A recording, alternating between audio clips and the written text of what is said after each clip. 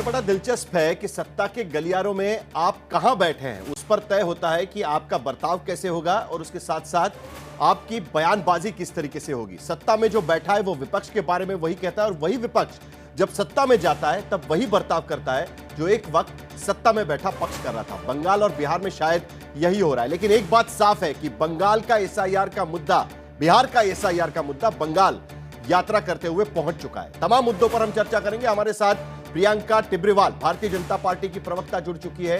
हमारे साथ में राजीव रंजन जुड़ रहे हैं, जनता दल यूनाइटेड के प्रवक्ता।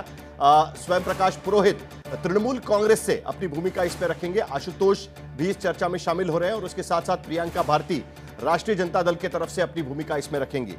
3 सवालों के साथ दंगल में इस चर्चा की शुरुआत पे करना चाहता हूं। पहला सवाल, क्या विपक्ष बिहार के एसआईआर मुद्दे को अब देश भर में वोट चोरी के चुनावी मुद्दे की शक्ल देने की कोशिश कर रहा है? जैसे मैंने कहा कि बिहार में शुरू हुआ मुद्दा अब बंगाल में भी नारेबाजी का कारण बनता जा रहा है। दूसरा सवाल, क्या प्रवासी बांग्ला भाषियों को बांग्लादेशी बताकर प्रताड़ित करने के टीएमसी के आरोप सिर्फ सियासी है?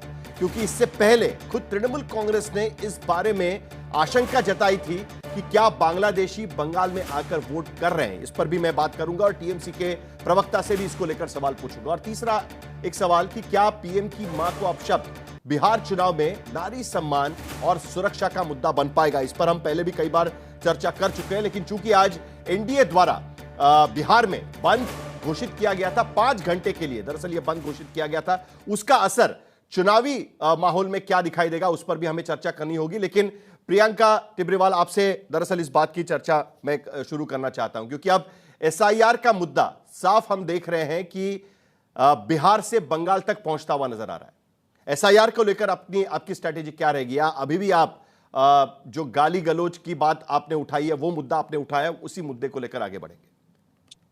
देखिए, मैं बिल्कुल ये कहूंगी कि जिन लोगों को डर लग रहा है तो मेरे ख्याल से उनको डरना जरूरी है, क्योंकि जरूर कोई ना कोई कारण है कि चोर की दाढ़ी में तिनका। ममता बनर्जी क्यों व्याकुल हो गई कि एसआईआर नहीं, एसआईआर नहीं, एसआईआर नहीं। एसआईआर आपका क्या बिगाड़ देगा? अगर मोदी ने वोट चोरी की थी तो आप जीती कैसे? पश्चिम बंगाल में ममता की सरकार कैसे बनी? अगर वोट में चोरी हुई थी तो भाजपा की सरकार होनी चाहिए थी। तो या तो वो तब झूठ बोल रही थी या अब झूठ बोल रही हैं। तो हम ये कहते हैं कि सीपीएम जब था तो उस अमल में आपने स्पीकर के मुंह पर कागज फाड़ करके फेंक दिए थे। आपने कहा था कि बांग्लादेशियों को पश्चिम बंगाल में घुसकर वोट नहीं करने दूंगी। ये सीपीएम जो है बांग्लादेशियों के सहारे से जीतता आ रहा है। तो क्या आप तब झूठ बोल रही थी या आप अब झूठ बोल रही हैं? क्योंकि उसी वोट बैंक को आपने अपना वोट बैंक बना लिया।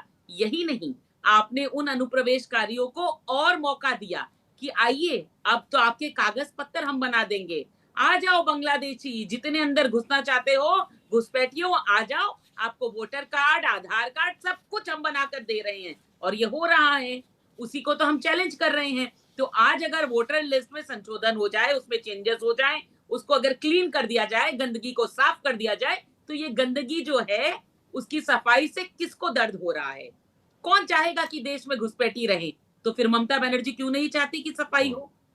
तो ये सबसे बड़ा प्रश्न। और दूसरा जो गाली का प्रश्न है, तो देखिए, मैं तो यही कहूंगी कि जैसे मैंने कहा चोर की दाढ़ी में तिनका, तो बिहार में तो हमारी सरकार है ना, उसके बावजूद हम नहीं चाहते कि घुसपैठी उसका फायदा उठाए। हम ये चाहते हैं कि जो घुसपैठी है, जहां से आए हैं, उनको वहां वापस भेजा जाए। और इसके लिए मैं कहती हूँ, आरोप जो है ममता बनर्जी जैसी चीफ मिनिस्टर्स पर जाना चाहिए, जिनको बार बार होम मिनिस्ट्री कहती है कि आप जो है वो वहां पर ये तार बंधवाने के लिए जमीन जो है अक्वायर करके दे दीजिए। मगर ममता बनर्जी फेंसिंग के लिए जमीन अक्वायर नहीं करती। कौन से भाई भतीजे आ रहे हैं वहां से जिनको वो बुलाना चाहती हैं? यानी कुल मिलाकर एसआईआर, वोट चोरी और घुसपैठियों के मुद्दे एक दूसरे से जुड़े हुए हैं, क्योंकि अगर एसआईआर और वोट चोरी का मुद्दा निकलेगा तो बीजेपी कहेगी कि घुसपैठियों को सपोर्ट करने की कोशिश हो रही है। स्वयं प्रकाश पुरोहित हमारे साथ जुड़े हुए हैं, उनसे मुझे जरूर यह सवाल पूछना है जिसका जिक्र प्रियंका टिब्रेवाल कर रही थी। लेकिन प्रियंका जी, सबसे पहले मुझे आप ही से एक सवाल पूछना है, क्योंकि जब भी घुसपैठियों की बात होती है, भारतीय जनता पार्टी बड़ी एग्रेसिवली इस बात को लेकर सामने रखने की कोशिश करती है। बड़े इंटरेस्टिंग, दिलचस्प इस तरीके के आंकड़े इसमें नजर आते हैं, क्योंकि 2009 में अगर हम देखें, और ये पार्लियामेंट में जवाब दिया गया है, लोकसभा के भीतर इसका जवाब रखा गया है। 2009 में 10,602 बांग्लादेशियों को डिपोर्ट कर दिया गया। 2010 में 6,290 बांग्लादेशियों को डिपोर्ट कर दिया गया।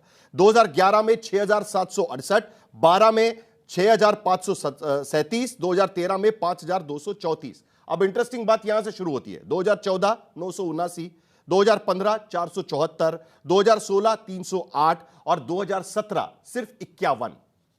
अगर आपकी सरकार आने के बाद घुसपैठियों को भारत से निकालने की संख्या कम होती जा रही है, तो किस बिना पर आप घुसपैठियों का मुद्दा यहां पर निकालने की कोशिश कर रही है? प्रियंका, देखिए, मैं फिर इस बात को बड़ी स्पष्टता से समझाती हूँ। आप देखिए कौन कौन से राज्य से घुसपैठी जो है वो देश में घुस रहे हैं। जो अभी जिसकी मैंने अभी अभी अभी जिसका जिक्र किया कि सबसे ज्यादा जो है बॉर्डर हमारी 470 के आसपास जो है वो बांग्लादेश के साथ में, we share the same border, जिसको हमें फेंसिंग करना है। उसमें से 70 से 75 किलोमीटर की जो बॉर्डर है वो फेंसिंग नहीं हुई, जिसके लिए होम मिनिस्ट्री ने 4 से 5 बार ममता बनर्जी को कहा, चिट्ठी लिख करके कि दे दीजिए, जमीन अक्वायर करके दे दीजिए बॉर्डर। प्रियंका जी, इसको लेकर पहले बहस हो चुकी है। इसको लेकर पहली बहस हो चुकी है। मैंने आंकड़े आपके सामने रखे हैं। मैं सिर्फ यह जानना चाहता हूं कि सरकार अगर घुसपैठियों को लेकर इतनी सीरियस है, तो इस मामले में आपका ट्रैक रिकॉर्ड इतना कम नजर क्यों आता है, और फिर भी आप घुसपैठियों का मुद्दा कैसे निकाल सकते हैं? मैं कहती हूं, जब ऐसी सरकारें उनके वोटर कार्ड और आधार कार्ड बना देंगी अपने स्वार्थ के लिए, तो अपने आप आंकड़े कम हो जाएंगे ना।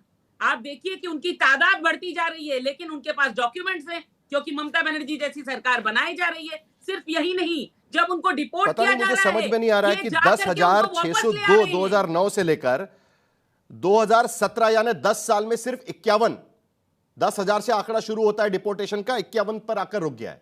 यह बड़ी दिलचस्प बात है, और इसको लेकर और भी सवाल हम पूछेंगे।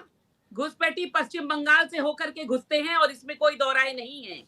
और ममता बनर्जी जब इनको चलिए, नंबर आपका हमें देखने होंगे, क्योंकि अभी आपने सीएए के भीतर जो मियाद है वो 2025 तक बढ़ा दिए, तो उसके बाद वहां से भी कितने लोग आकर यहां पर बसना शुरू होता है उस पर भी नजर रखनी पड़ेगी। लेकिन स्वयं प्रकाश पुरोहित, जिसका जिक्र प्रियंका कर रही थी, बड़ा दिलचस्प है। ममता बनर्जी का लोकसभा के भीतर 2005 का स्पीच है, और उसमें वो कह रही है कि illegal migrants from Bangladesh are also part of the voters list in West Bengal. The state government, that is CPM state government, left की state government, done nothing about it. और उसके बाद उन्होंने कागज फाड़ के सोमनाथ चटर्जी, जो स्पीकर थे उस वक्त लोकसभा के, उनके सामने कागज फाड़कर फेंक दिए। तो अगर आप ही का मुद्दा 2005 में आपने उठाया था, तो 2025 में आपका यू टर्न कहां से हो गया इसको लेकर, और आप अभी असेंबली में यही मुद्दा उठाने की कोशिश कर रहे हैं? नहीं नहीं नहीं साहिल जी, देखिए दोनों अलग अलग बातें हैं साहिल जी। आपने जो मुद्दा बताया 2005 का, उस समय में क्या होता था पश्चिम बंगाल में, आपको पता है कि यहाँ पे नो आईडी नो वोट की मांग ममता बनर्जी ने की थी। बिना वोटर कार्ड के, बिना आईडी कार्ड के वोट होते थे पश्चिम बंगाल के अंदर में, और क्लियर रिगिंग होती थी। कम्युनिस्ट लोगों ने जो 34 साल शासन किया है वो रिगिंग करके किया है। मगर अभी तो पैरामिलिट्री फोर्सेस है। अभी देखिए सुप्रीम कोर्ट का एक नोटिस ये है, ये मैं आर्टिकल आपको पेपर का पढ़ा रहा हूं, इसके अंदर में लिखा हुआ है, is speaking Bengali ground for deportation, supreme court asked centre. इस मुद्दे पर अगर असेंबली के अंदर में कोई बहस होती है, और उस बहस के अंदर में इनके नेता चिल्लाते हैं चोर चोर चोर। अरे चोर कौन है? शुभेंदु अधिकारी रुपए लेते हुए पकड़ा गया, वो चोर है। तापस राय जिसके घर में सीबीआई, आप बीच में मत बोलिए, आप बीच में मत बोलिए। नहीं नहीं साहिल जी, मैं बीच में नहीं बोला, ये कैसी बदतमीजी। प्रियंका जी प्लीज बीच में मत बोलिएगा, मैंने आपको बोलने का पूरा मौका दिया था। स्वयं प्रकाश पुरोहित को भी पूरा मौका मिलना चाहिए, आपको रिबटल का भी मौका मिलेगा, और बाकी मेहमान भी यहाँ पर इंतजार कर रहे हैं। सबको तकलीफ होगी उसको लेकर, ये तू मैं चलती रहेगी। प्लीज जरा हम मुद्दे पर रहेंगे, क्योंकि स्वयं प्रकाश पुरोहित को मुझे और भी कई सवाल पूछने हैं। जिस तरीके से आज बंगाल विधानसभा के भीतर हुआ है, उसको लेकर भी मुझे उन्हें सवाल पूछने हैं, तो जरा उनको अपनी बात खत्म करने दीजिएगा। बोलिए। देखिए, बहुत बहुत बहुत धन्यवाद आपका साहिल जी। देखिए, मैं प्रियंका जी से, बहन से कहूंगा कि आप अपने पक्ष में आपने अपना पक्ष रखा, मुझे मेरी बात रखने दीजिए। देखिए, देश के अंदर में जिस तरह से ये जो सरकार काम कर रही है, आज सुप्रीम कोर्ट को बोलना पड़ा ना।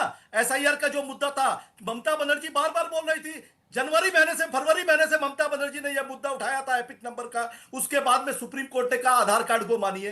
वोटर कार्ड को मानिए। अरे आधार कार्ड स्टेट गवर्नमेंट नहीं बनाती है, आधार कार्ड बनाती है सेंट्रल गवर्नमेंट, केंद्र में बैठी इनकी एजेंसियां। अगर त्रिपुरा में, असम में, बंगाल में जो बांग्लादेश का बॉर्डर है, अगर उससे घुसपैठ होती है, उसका जिम्मेदार केंद्र में बैठा हुआ तानाशाह अमित शाह है, उसकी जवाबदेही नहीं है।